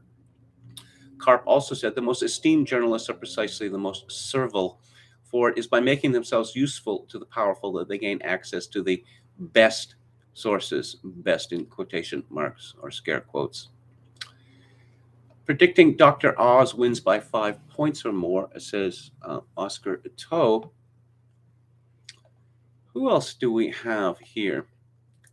Again, from Terror Destroyer, quotes John Adams, an armed man is a citizen, an unarmed man is a subject. Is it strange they allow the Russians with attitude account to stay up? Or is it just me? It's really hard to tell. There seems to be quite an arbitrary quality in who gets banned from Twitter. Of course, sometimes it's, not so arbitrary. When Jerry Taylor, the editor of American Renaissance, was permanently banned, and how long ago was this? 5 years ago, something like that? Jerry Taylor is famously a, how would you say, mildly spoken man. He doesn't really go in for hyperbole much. Certainly not threats of violence or the like. They just didn't like him. Earl Pipe says, my biggest mistake was memeing on David Hogg. Yeah, I don't get away with any meta-cursing ever since. Don Wellen quotes Sting. Take a little trip, take a little trip, take a little trip and see. Take a little trip, take a little trip, take a little trip with me. Oh, wait, no, it was war. Okay. How can the Zonarat be appropriated, asks Yo Mama? It was created at Himmler's castle. Okay. I need to see this Rod Steiger Napoleon, says Oscar Toe. Yeah. I go, Rod Steiger, I mean, he can be good, but at his worst, he's up there with, Anthony Quinn, or Jack Lemmon. Just the worst overactor possible. Okay, the selfish meme is on at me again because apparently, I should be devoting 2 hours, 5 days a week to talking about how horrible the Jews are. Okay, let's get back to it here. And yeah, we're talking about trusted sources. Of course, the most trusted sources should be, of course, the journalists. And in Canada, journalists get huge subsidies from the federal government, which, of course, in no way makes them any less disinterested. Of course, most people, including journalists who use this word disinterested, do not know what it means. They think it means the same as uninterested.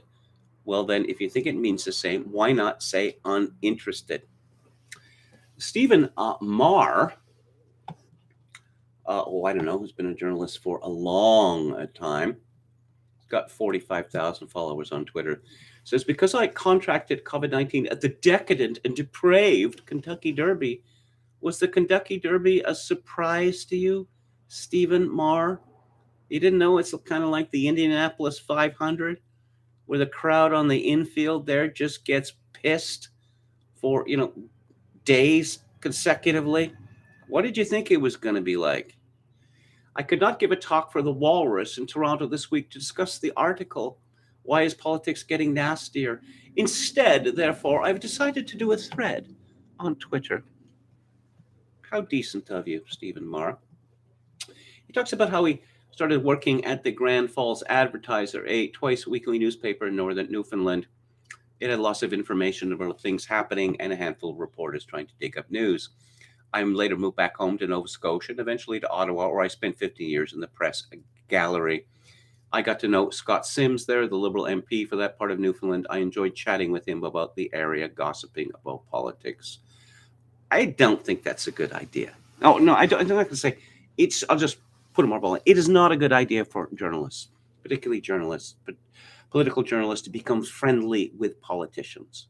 Because when you are friendly with people, you are generally loath to print things which are going to offend them, make them angry, embarrassed, etc. It's just not a good idea. Mark continues, on election night 2021, I was surprised to see that Sims, who I thought of as a strong constituency MP, was defeated by Clifford Small of the Progressive Conservatives. So I called Sims to check in, say hi, not planning on a story. I was really surprised by what he told me. He was glad to be out of the racket because it becomes so nasty, which he attributed to the change Facebook made to its algorithm in 2018. It had nothing to do with that the government of Canada has increasingly made it clear that we are in charge. We are in charge of everything. And if you attempt to get in our way, we will crush you. Facebook algorithm. One thing that we also discussed, but which there wasn't room for in the article, is the effect of the closure in 2018 of the Advertiser. Okay, it's that part of Newfoundland now a news desert. A touchstone, this paper provided for the public area life of the area. I'm not going to say anything bad about community newspapers, local newspapers. They have two serious problems. One, the threat of advertiser boycotts. The one advantage of let's say, a prosperous journalistic organization or one with a lot of money is that they can fight off advertiser boycotts. They're in every community, particularly small communities. There are things you just can't write about because, if you lose advertisers or even like big one, you're out of business. Similarly, there is the threat of defamation lawsuits. There are certain things that, reporters know or they think they know.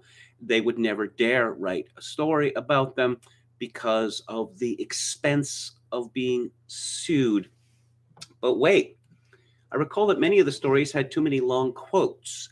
And this part is important, there was never anything in it, this little paper in Newfoundland, in my recollection, about how the World Economic Forum was conspiring to fill Newfoundland with Muslims or put microchips in your body. Well, the demographic of Newfoundland, which for a long, long time had the highest proportion of people there who were actually born in that province, is changing, and is changing rapidly.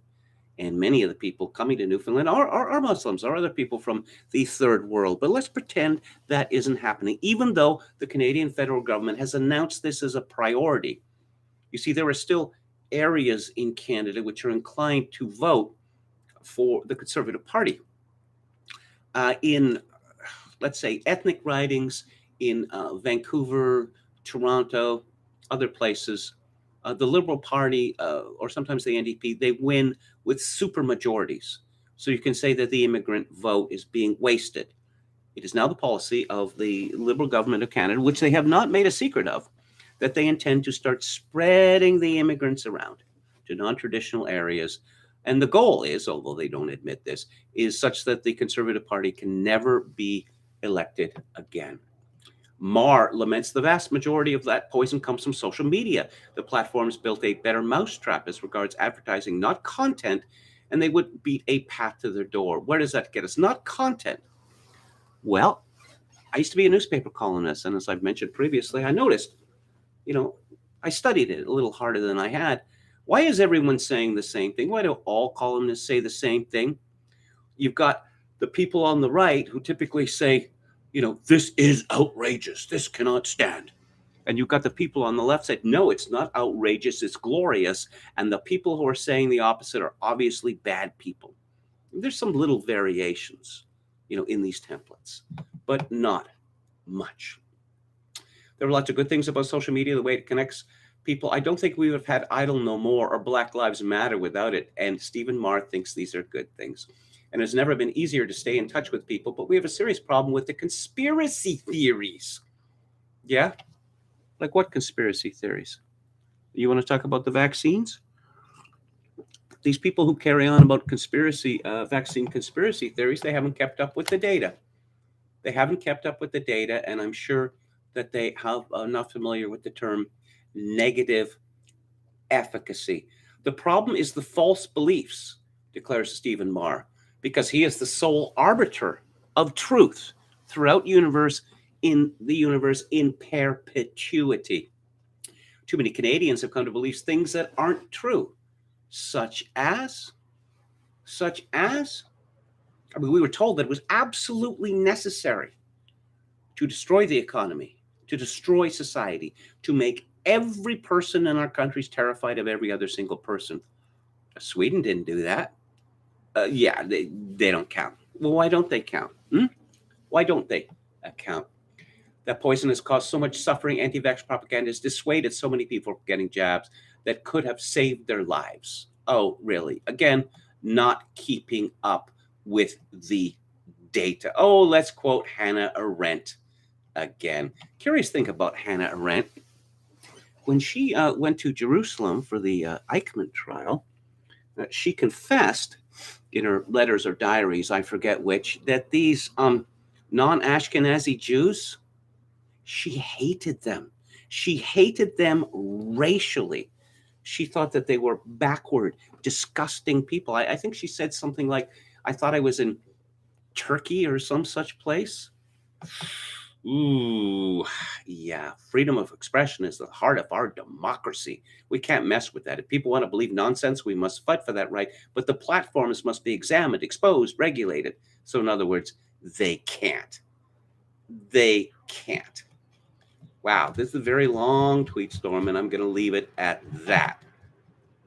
Because it's self-serving. And again, someone with a little more attention or intelligence, Stephen Marr, might have begun to think along the lines of why has there been a collapse in confidence that people have for institutions? Why?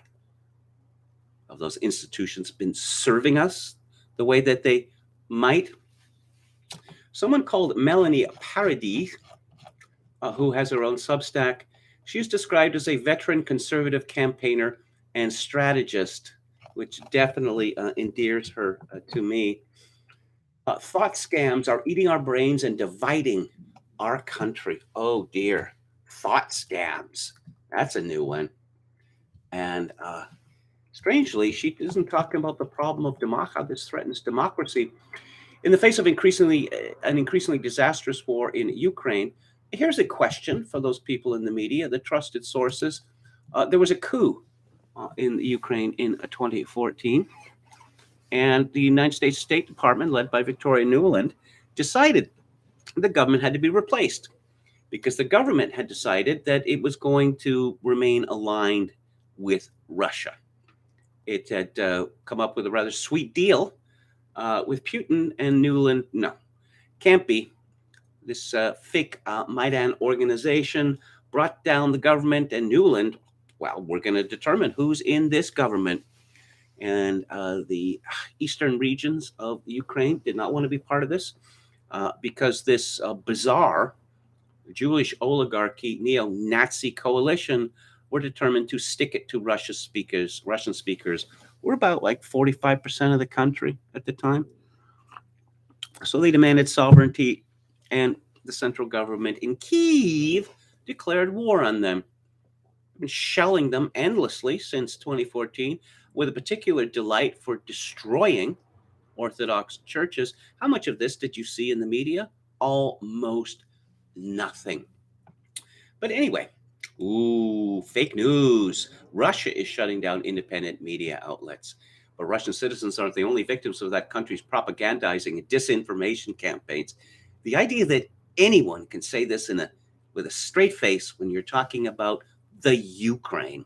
Again, if universal dishonesty could be monetized, the Ukraine would be the richest country on earth. Oh, insidious thought scams on Canadians for years, robbing our institutions of trust and our citizens of informed thought. Oh, it's the Russians who are responsible for that. The Russians have almost no power in the West. Typically, the West goes the years and years and years without even thinking about Russia, unlike, say, China or Mexico or Israel or now the Ukraine. After the collapse of Soviet Union in 1991, it's as if we're not interested anymore. We got what we wanted, and now we don't care. Pensioners starving in the streets, selling what few possessions they have for a few kopecks. Why would we be interested in that? Foreign bad actors have worked hard to sow conspiracy theories, distrust, and division.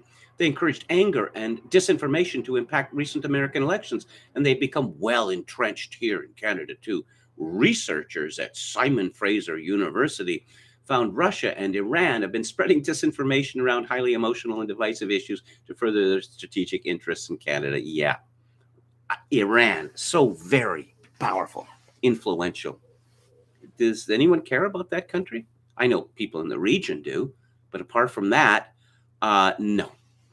No. And oh, yes, she quotes with approbation Michelle Rempel Garner.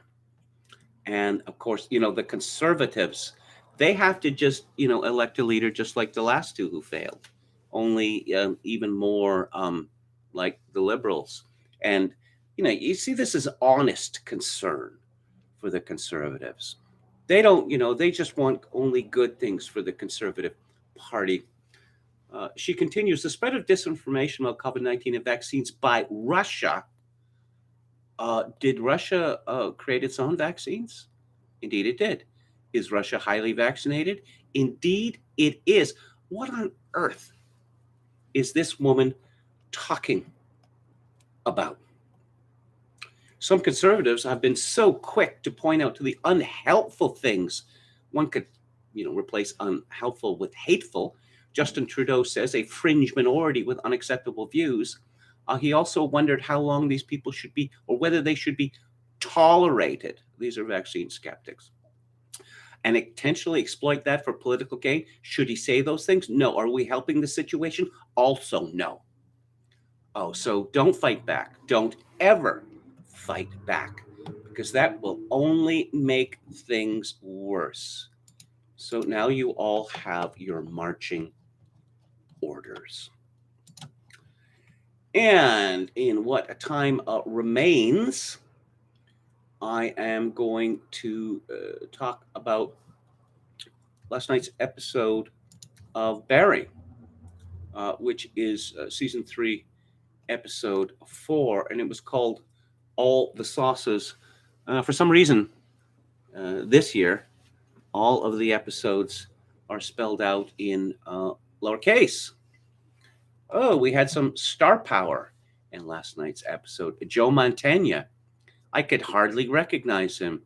I mean, his hair is gone white, and he's really quite thin now. And we had the fine actor Fred Melamed as the agent of Mr. Cousineau. And I suppose you could say that he was a long-suffering agent. With a great scene split in 2 parts where he's trying, Tom Passaro, the agent, is trying to explain to Gene Cousineau just how badly he is regarded in Hollywood. And it's just a torrent of abuse. There must be dozens of phrases there, because as I suspected, after Gene decided to punch Barry in the face during a scene in this ridiculous show, Laws of Humanity, which apparently is, it's one of those shows like This Is Us, I gather, or The Good Place, Oh, yeah, the world could be completely changed if everyone just decided to be nice, right? I would like to see Barry show us more of Laws of Humanity. We got a taste of this when Humanity, yeah, that's his name, said that it's what's the reason for his firm? It's not just to win judgments, but to get rid of the meanness in the world. Because that's what the law profession is all about. Getting rid of meanness. There would be so much more meanness in the world if not for lawyers. I was also pleased to see that Darcy Carden, who plays Natalie, who had a major role in seasons 1 and 2, and who was relegated in seasons 3 to being the gopher for now star Sally Reed, that she had a much bigger role in episode 3. I was quite pleased to see that. She's a funny woman.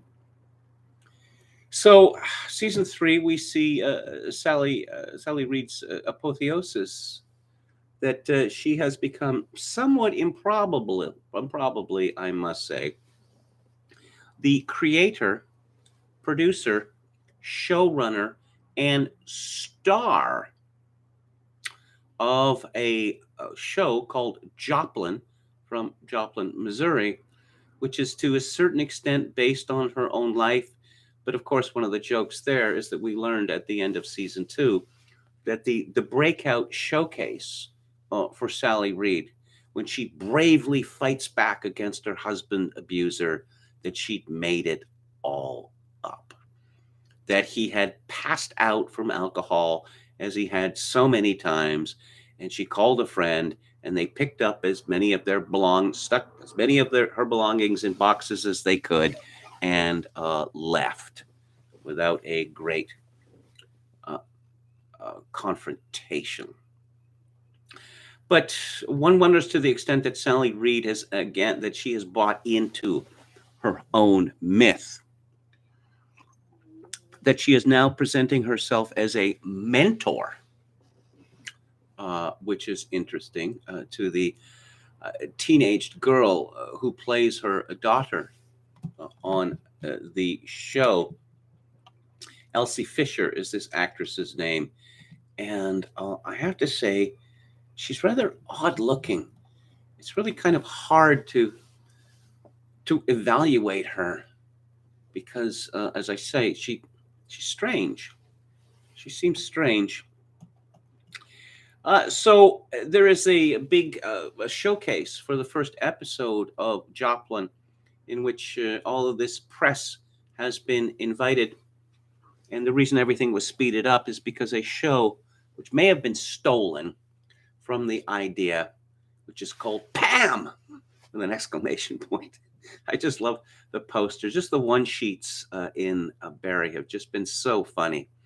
That oversized martini glass, because as Natalie says, she loves to drink. Yes, we have not seen any. We've seen very little of the show Joplin itself. I'm kind of imagining that this show is going to be terrible.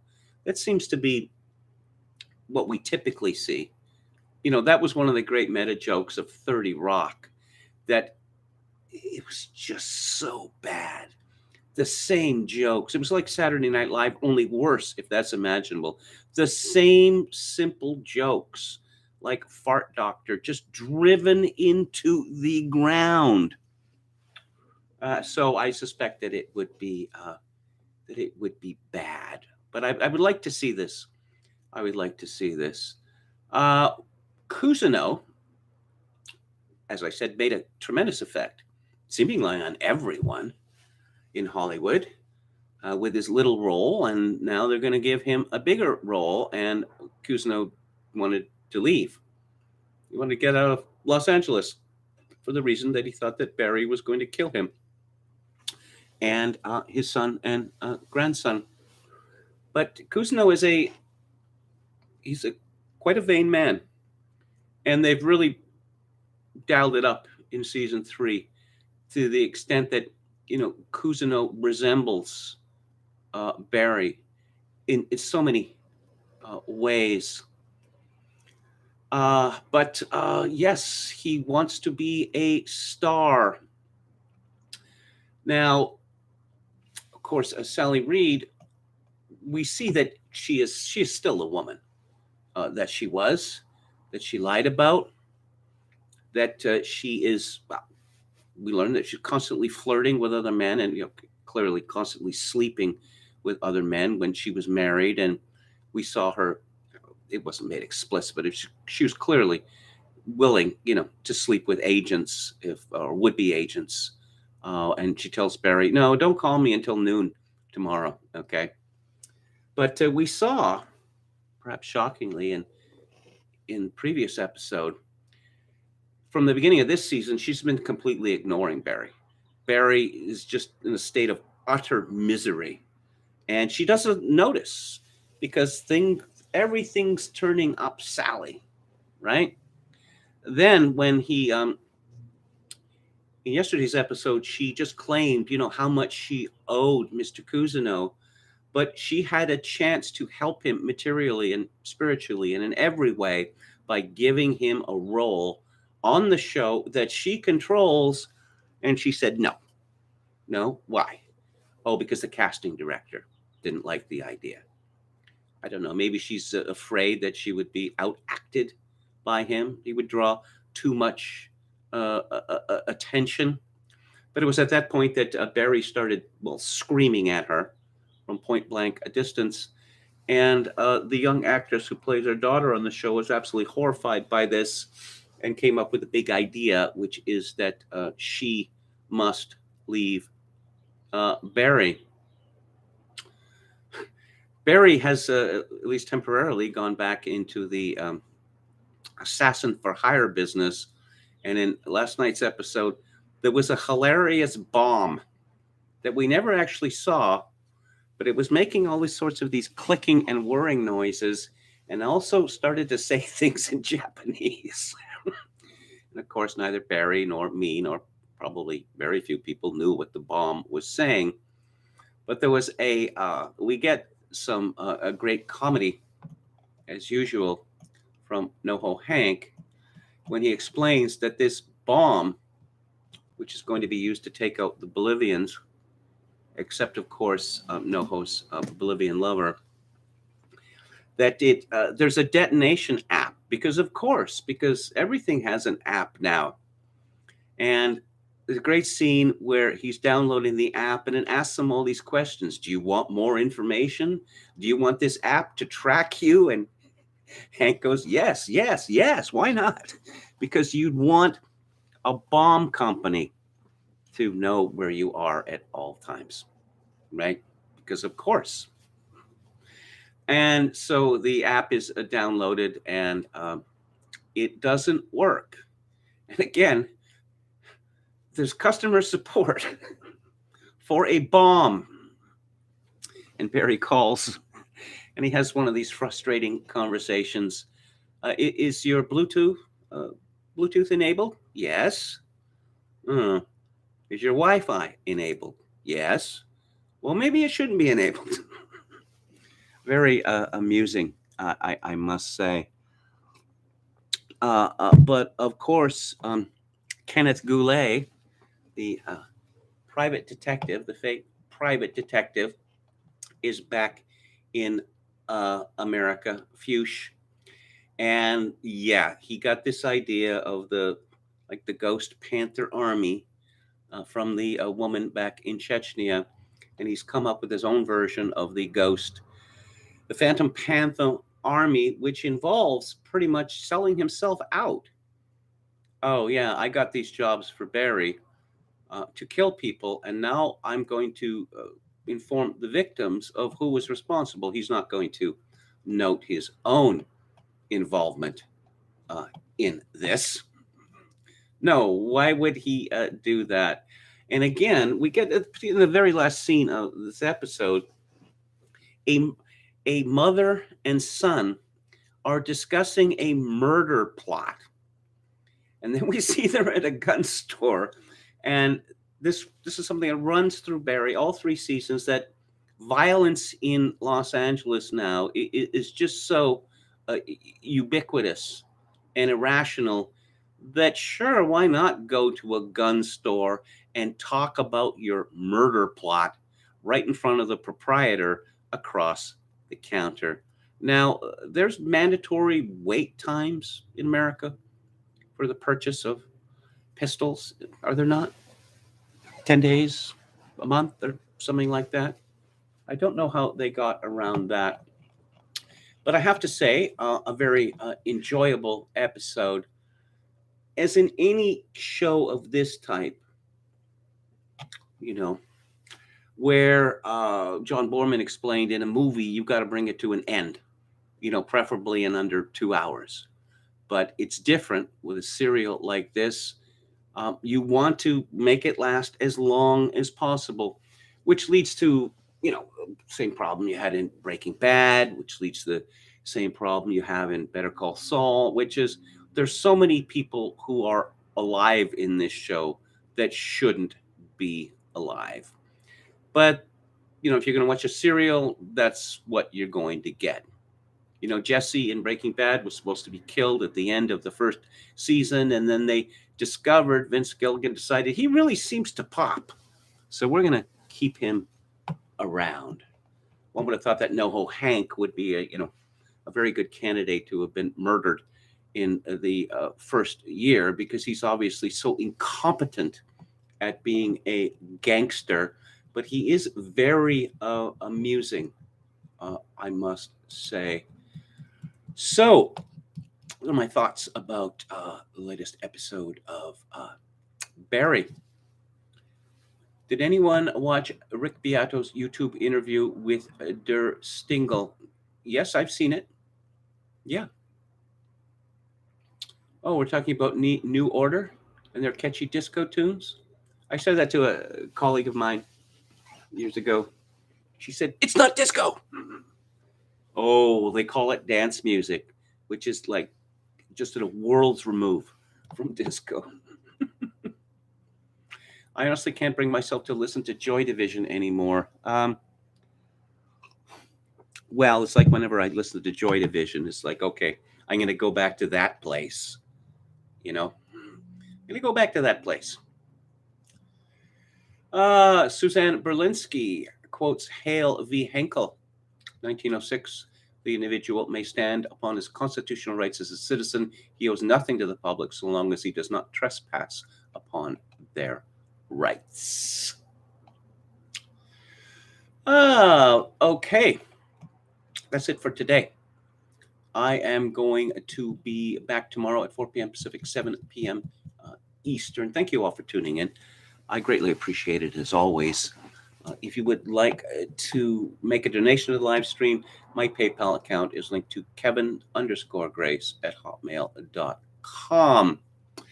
And if you are in Canada, donations may be made to the live stream directly via interact@kevingrace@shaw.ca. I leave you with this. In these days of social atomization and civilizational collapse, I do dearly wish that you, my dear viewers and listeners, manage to forge a genuine human connection in order to ease the burden. Good night.